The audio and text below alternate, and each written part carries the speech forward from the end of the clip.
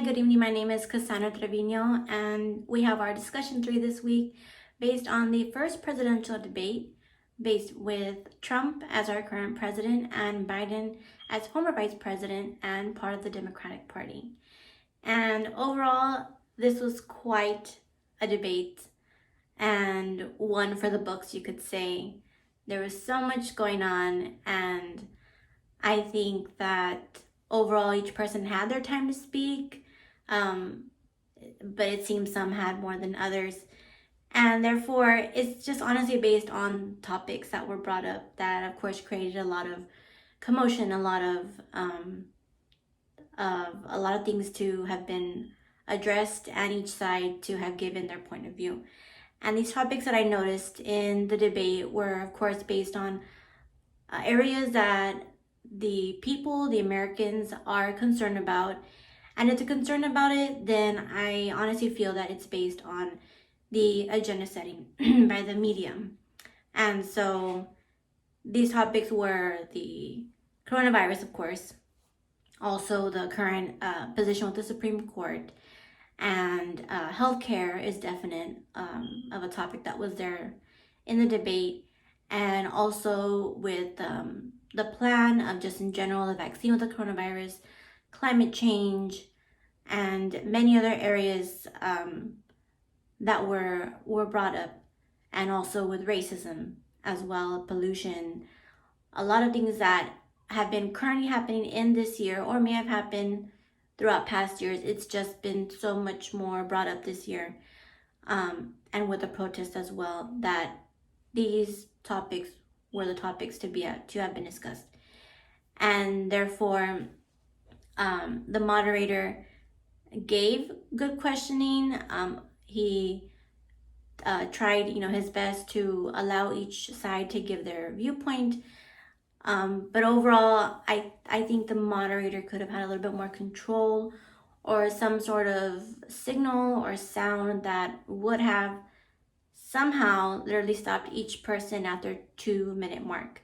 That again, he kept addressing to both parties that your campaign agreed to these rules and such, we need to abide by them. And I think that seeing that happen at the time when it was live shows a lot with the imagery. Again, the imagery for both parties, and even for the media, for Fox News themselves, it shows a lot of either who has control more or who is more aggressive or who may stand back at some point. But the debate was definitely pretty heated up. And again, I think it has to do with a lot of these topics. And so overall, it was a good debate. I feel that Trump did a lot in his part to speak about all the key points that were addressed. However, I noticed that it seems that he exaggerates a lot in some of his points of thousands, and he goes from millions and millions to thousands, and that the lady for like the Supreme Court, that she is well known by many, and then he mentions about a professor and that she's very credible by many people. And so when he kind of just has many and he says numbers and whatnot that seem very exaggerated, I feel he does that to just show that he has a lot, right? That he either gave a lot or just has so much that no one else could reach what he has, or the knowledge that he has to bring to the people. And I just think that he says those kind of things to kind of just get, of course, his party all rallied up and just obviously cheering on for him, that he has so much, right? That he's done so much. And I get it. That's the point, within his side, that he's doing all he can to keep his position. And again, his side is very showy, very, I'm the one on top, I'm gonna be aggressive, I'm gonna fight my point. And he has all the right to do so. And with Biden and the way he spoke, he tried his best to maintain good composure, give his 2 minutes when he could.